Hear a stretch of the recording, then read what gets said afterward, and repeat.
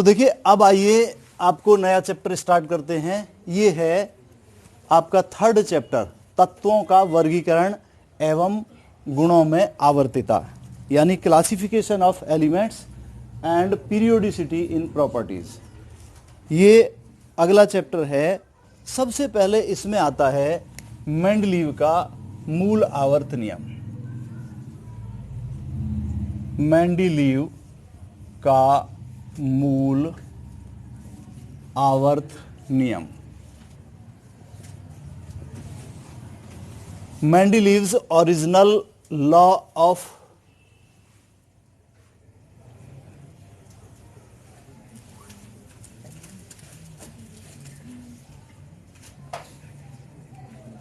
Mendeleev's law of,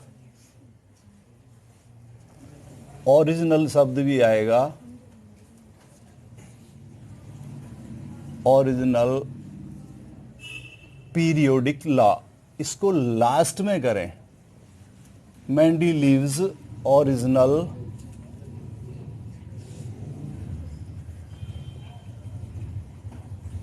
periodic law, ये है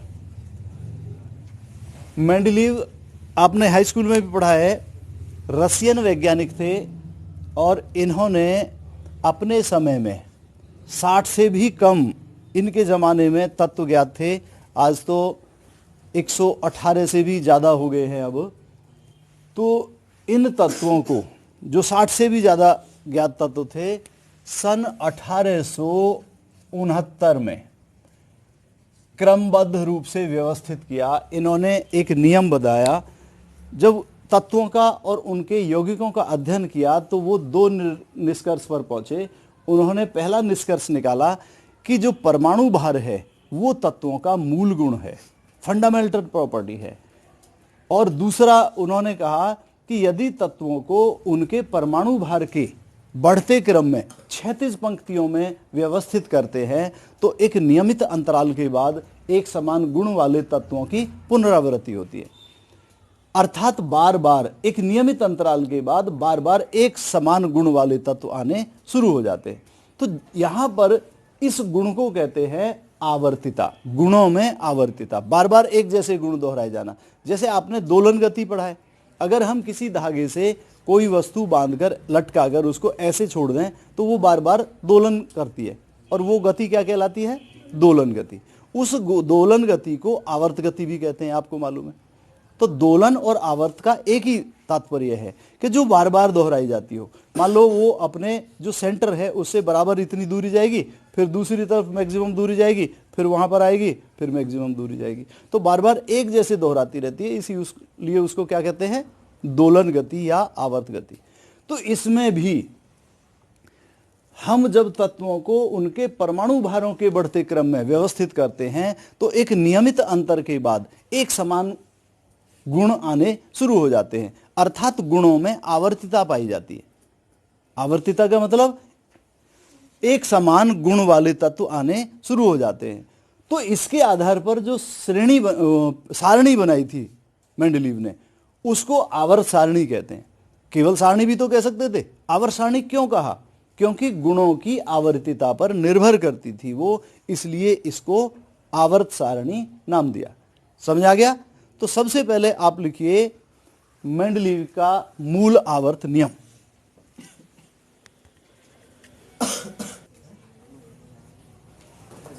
तो देखिए, अभी मैंने आपको बताया था कि जो मेंडलीव का मूल आवर्त नियम है वो मात्र 1.5 लाइन का है कि तत्वों के भौतिक और रासायनिक गुण उनके परमाणु भारों के आवर्ती फलन होते हैं।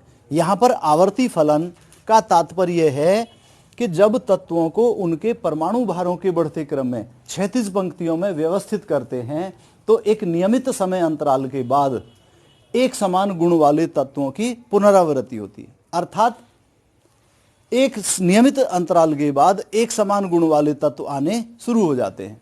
इसका तात्पर्य है कि तत्वों में जो गुण पाए जाते हैं उनमें आवर्तिता पाई जाती है, और ये सारणी गुणों में आवर्तिता के आधार पर थी, इसीलिए ये आवर्त सारणी कहलाती है। केवल सारणी भी तो कह सकते थे वो, लेकिन गुणों में आवर्तिता के आधार पर पाई गई है, इसलिए इसको क्या कहते हैं? मेंडलीव की मूल आवर्त सारणी।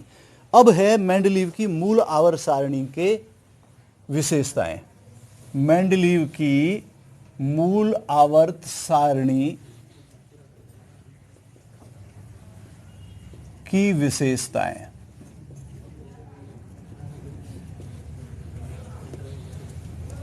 ये मैं आपको बताऊंगा।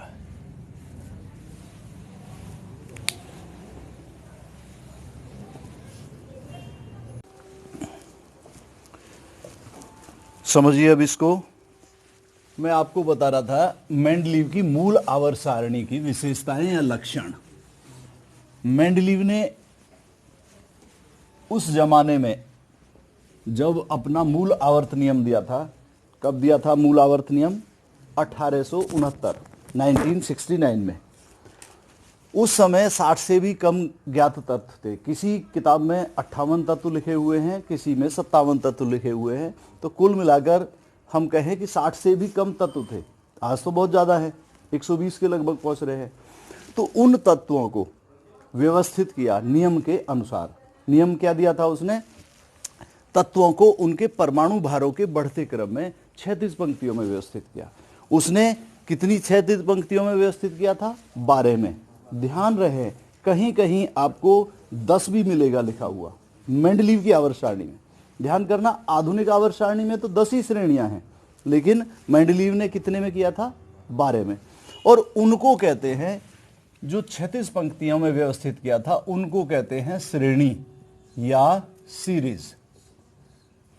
इन सीरीज को उसने 8 खड़े कॉलम में, खड़े कॉलम, इनको कहते हैं वर्ग, समूह या ग्रुप।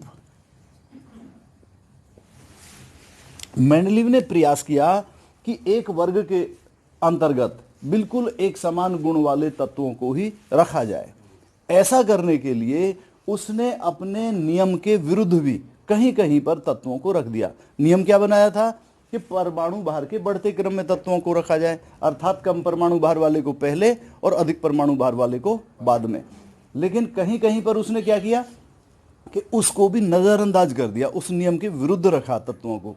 यानी अधिक परमाणु भार वाले को पहले रख दिया और कम परमाणु भार वाले को बाद में रखा, जबकि नियम क्या बनाया था?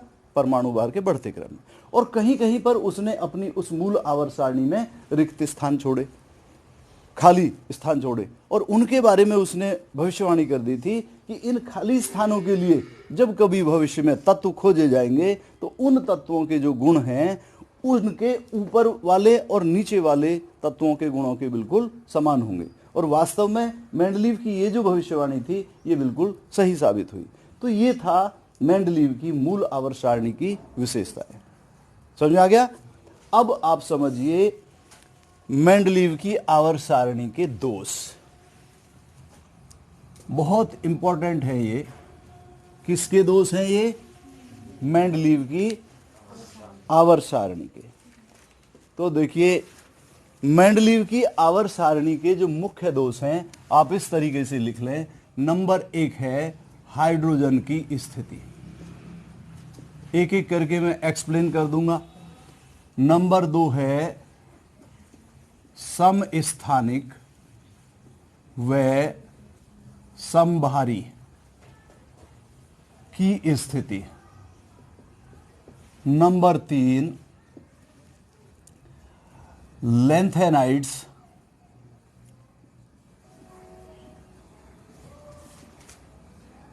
व एक्टिनाइड्स की स्थिति। नंबर 4 व्युत्क्रमित तत्वों के जोड़े की स्थिति। और नंबर 5 अक्रिय गैस तत्वों की स्थिति। और नंबर 6 है भिन्न गुणों वाले तत्वों की स्थिति।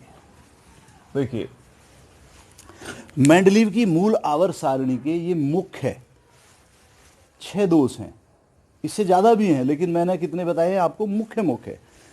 जैसे सबसे पहला कौन सा है, हाइड्रोजन की स्थिति। मेंडलीव ने अपनी आवर्त सारणी में हाइड्रोजन को फर्स्ट ग्रुप में क्षार धातुओं के साथ और 7वें ग्रुप में हैलोजन के साथ रखा था, क्योंकि हाइड्रोजन गुणों में इन दोनों ग्रुप के तत्वों से समानता रखती है, इसलिए फर्स्ट ग्रुप में क्षार धातुओं के साथ। क्षार धातु आप जानते हैं, lithium, sodium, potassium, rubidium, caesium और फ्रांसियम, इन सब के ऊपर है हाइड्रोजन। जानते हैं आप अच्छी तरीके से, आज भी है। और जो हैलोजन है, हैलोजन ग्रुप, इसमें फ्लोरीन, क्लोरीन, ब्रोमीन, आयोडीन और एस्टेटीन, इनके ऊपर रखा था।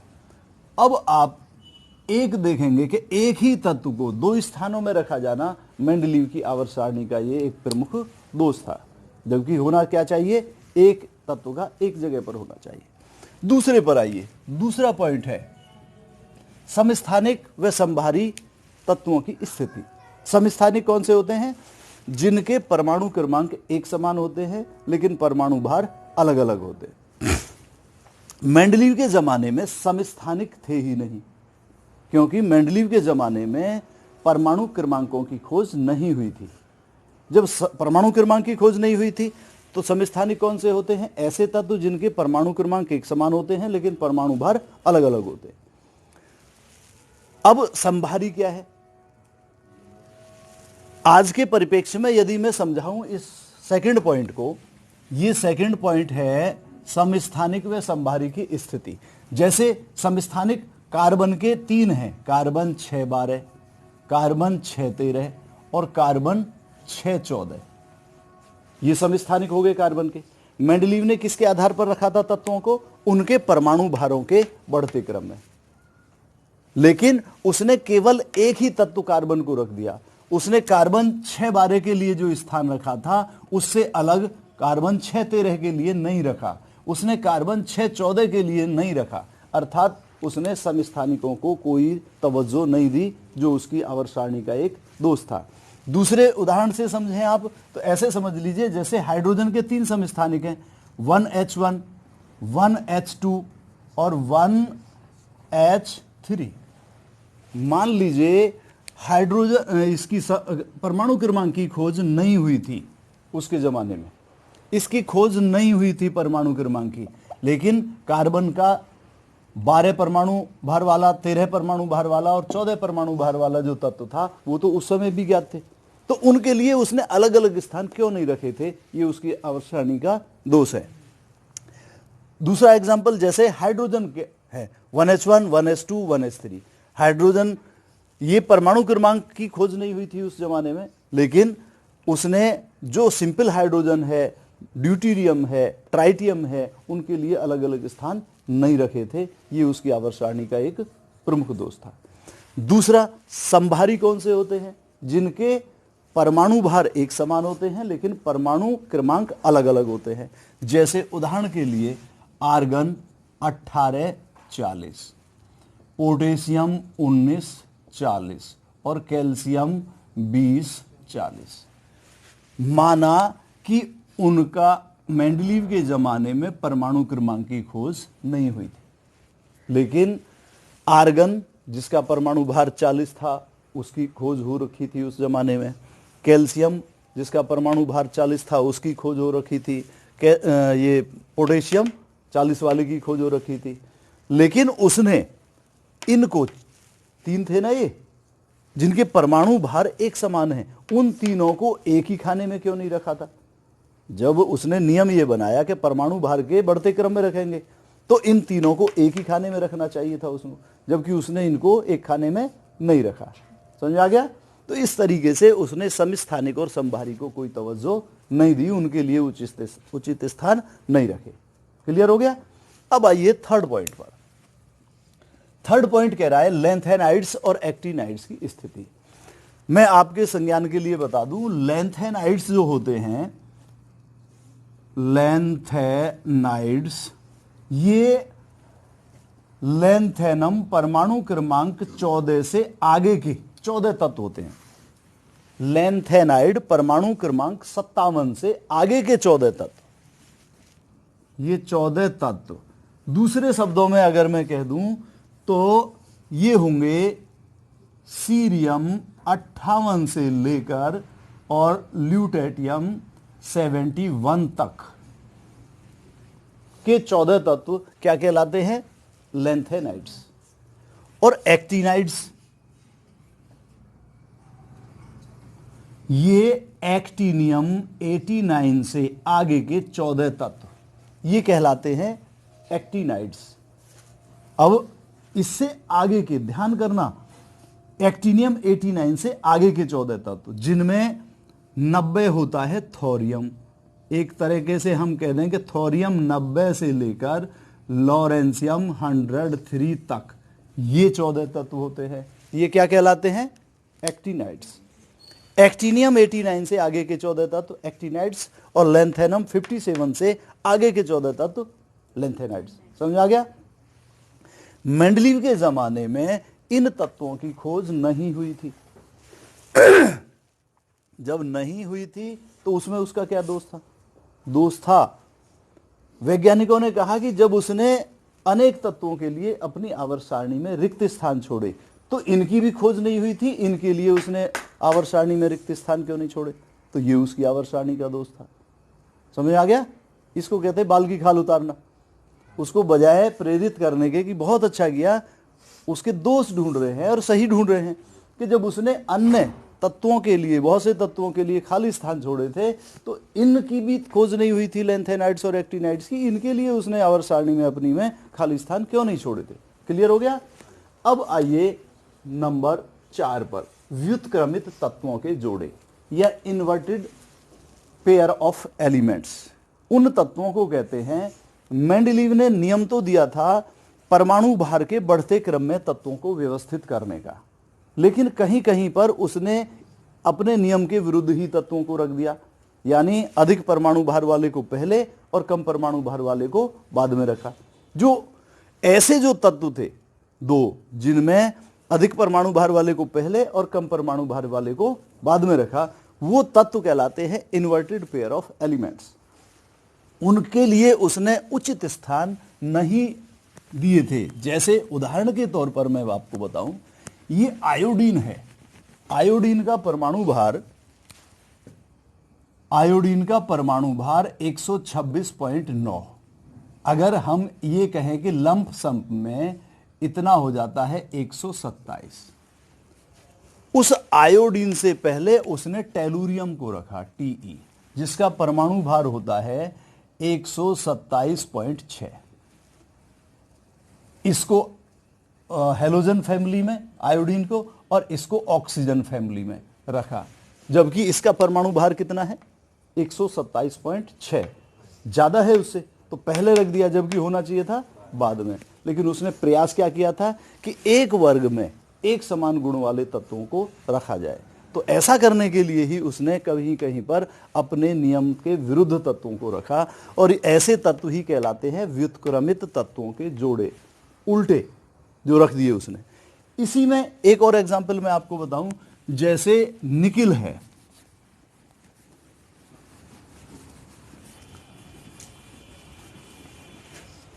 निकिल, इसका परमाणु भार 58 होता है। इस निकिल से पहले उसने कोबाल्ट को रखा, जबकि उसका परमाणु भार 58.8, कहीं 7 मिलेगा लिखा हुआ, कुल मिलाकर इससे ज्यादा है उसका। समझ आया? तो इस तरीके से अब जैसे ये निकिल है, 58 है परमाणु भार, और ये 58.8 है, तो ज्यादा है, तो इसको बाद में रखना चाहिए था उसको, जबकि उसने रख दिया पहले। तो ऐसे जो उल्टे जोड़े रख दिए उसने, ये कहलाते हैं व्युत्क्रमित तत्वों के जोड़े, अर्थात इन्वर्टेड पेयर ऑफ एलिमेंट्स। तो उनको उन्होंने कुछ तत्वों को उलट रख दिया, नियम के विरुद्ध रख दिया, जो उसकी आवर्त सारणी का एक मुख्य दोष था। क्लियर हो गया? अगला पॉइंट देखो, अक्रिय गैस तत्वों की स्थिति। अक्रिय गैस तत्व कौन से होते हैं? जिनको आजकल 18वें वर्ग में या शून्य ग्रुप में रखा हुआ है। ये तत्व रासायनिक दृष्टि से अक्रिय होते हैं, भौतिक अवस्था इनकी गैस होती है। क्योंकि ये तत्व होते हैं इसलिए ये तीनों नाम जुड़े हुए हैं, अक्रिय गैस तत्व। समझ आ गया?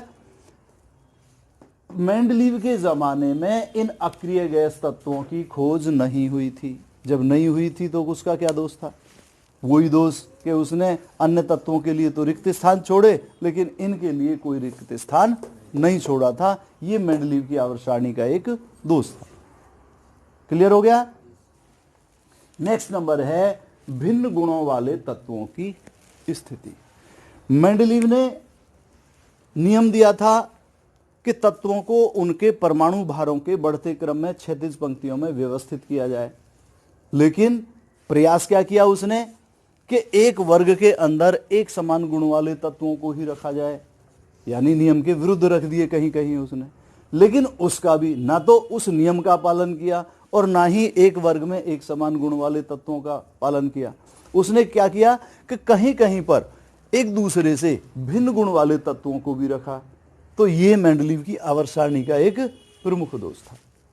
क्लियर हो गया? अब अगर इसमें कोई पॉइंट आपको समझ में नहीं आया हो तो बेहिचक बता दीजिए, मैं उसको और एक्सप्लेन कर दूंगा। आ गया?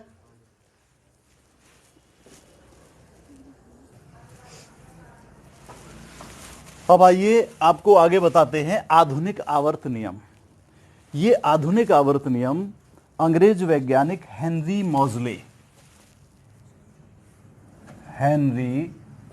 मॉजले ने सन 1913 में प्रस्तुत किया था।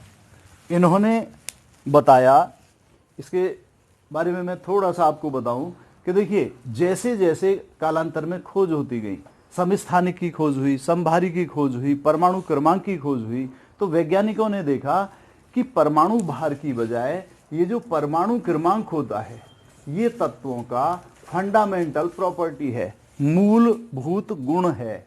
परमाणु क्रमांक जिसको जेड से प्रकट करते हैं, ये तत्वों का मूल गुण है। तो इसी पर आधारित हेनरी मॉजले ने 1913 में आधुनिक आवर्त नियम बनाया और उसी आधार पर उन्होंने आधुनिक आवर्त सारणी बनाई। आधुनिक आवर्त नियम क्या है कि तत्वों के भौतिक और रासायनिक गुण उनके परमाणु क्रमांकों के आवर्ती फलन होते हैं। ध्यान रखें, मेंडलीव का जो आवर्त नियम है उसमें और आधुनिक आवर्त नियम में केवल एक शब्द का अंतर है। वहां पर परमाणु भार है और यहां पर परमाणु क्रमांक है। तो क्या है आधुनिक आवर्त नियम? ये आधुनिक आवर्त नियम अंग्रेज वैज्ञानिक हेनरी मॉजले ने 1913 में प्रस्तुत किया था। मॉजले ने ही परमाणु क्रमांक की खोज की थी। तो जब उन्होंने देखा कि परमाणु भार के स्थान पर परमाणु क्रमांक तत्वों का मूल गुण है, तो मेंडलीव के आवर्त नियम में फेरबदल किया गया और नियम कर दिया आधुनिक आवर्त नियम। आधुनिक आवर्त नियम कहता है कि तत्वों के भौतिक और रासायनिक गुण उनके परमाणु क्रमांकों के आवर्ती फलन होते हैं। यहां आवर्ती फलन का वही अर्थ है जो मैंने पहले आपको समझाया है। आवर्ती फलन से अभिप्राय है कि तत्वों को जब उनके परमाणु क्रमांकों के बढ़ते क्रम में क्षैतिज पंक्तियों में रखा जाता है तो एक नियमित अंतराल के बाद एक समान गुण वाले तत्व आने शुरू हो जाते हैं। अर्थात एक जैसे गुण वाले तत्वों की पुनरावृत्ति होती है। पुनरावृत्ति में बार बार आते हैं, अर्थात गुणों में आवर्तिता पाई जाती है। और गुणों में आवर्तिता के आधार पर जो ये सारणी बनी थी, ये इसीलिए आवर्त सारणी कहलाई। जैसे उदाहरण के लिए हम देखें कि देखिए, ये तो है परमाणु क्रमांक जेड और ये तत्व। हम ये देखें कि जैसे हाइड्रोजन है, परमाणु क्रमांक उल्टा कर दिया मैंने, तत्व को ऊपर करें, जैसे हाइड्रोजन है और परमाणु क्रमांक 1 होता है। उस जमाने में जब ये परिवर्तित की गई थी तो हाइड्रोजन की खोज हो गई थी, हीलियम की खोज नहीं हुई थी, बाद में हुई थी। तो अगला तत्व कौन सा है? लिथियम है। 2 परमाणु क्रमांक नहीं होकर खोज किसकी हुई थी? 3, लिथियम की। तो उन्होंने देखा कि लिथियम के जो गुण हैं वो हाइड्रोजन से मिलते जुलते हैं। परमाणु क्रमांक कितना होता है? 3। अब लिथियम के बाद में beryllium 4, boron 5, carbon 6, nitrogen 7, oxygen 8 और फ्लोरीन 9। नियोन बाद में खोज हुई थी 10, यहाँ रख देते हैं हम, ये इंडिकेट करेगा कि इनकी खोज उस वक्त नहीं हुई थी। तो नियोन की खोज बाद में हुई, परमाणु क्रमांक 10। अब 11 किसका है? सोडियम का। जब देखा गया कि सोडियम के गुण किससे मिलते जुलते हैं? हाइड्रोजन और लिथियम से, तो सोडियम को यहां पर रख दिया, परमाणु क्रमांक 11। 12 जो था उसके गुण किससे मिलते जुलते थे? बेरिलियम से, उसको यहां रखा। एल्यूमिनियम 13 परमाणु क्रमांक, उसके गुण किससे मिलते जुलते थे? बोरॉन से। सिलिकॉन के गुण किससे मिलते जुलते थे? परमाणु क्रमांक 14 के कार्बन से। फास्फोरस 15 होता है, उसके गुण किससे मिलते जुलते? नाइट्रोजन से। ऑक्सीजन से मिलते जुलते थे सल्फर, परमाणु क्रमांक 16 के। क्लोरीन परमाणु क्रमांक 17 के गुण किससे मिलते जुलते? फ्लोरीन से। और आर्गन के गुण 18। 19 जो था वो पोटेशियम था। तो इनको यहां ना रखकर, क्योंकि इनके गुण किससे मिलते जुलते थे? हाइड्रोजन से, लिथियम से, सोडियम से, तो उसको पोटेशियम 19 को यहां रखा। 20 कैल्शियम होता है, उसके गुण यहां रखे। तो इस तरीके से आप देखेंगे कि जब तत्वों को परमाणु क्रमांकों के बढ़ते क्रम में ऐसे 36 पंक्तियों में रखते हैं तो एक नियमित अंतर के बाद एक समान गुण वाले तत्व आने शुरू हो जाते हैं। इसी पर आधारित आधुनिक आवर्त सारणी प्रस्तुत की गई। किसने बनाई थी आधुनिक आवर्त सारणी? हेनरी मौजले ने। हेनरी मौजले ने ही आधुनिक आवर्त नियम दिया था और हेनरी मौजले ने ही परमाणु क्रमांक की खोज की थी। समझ आ गया?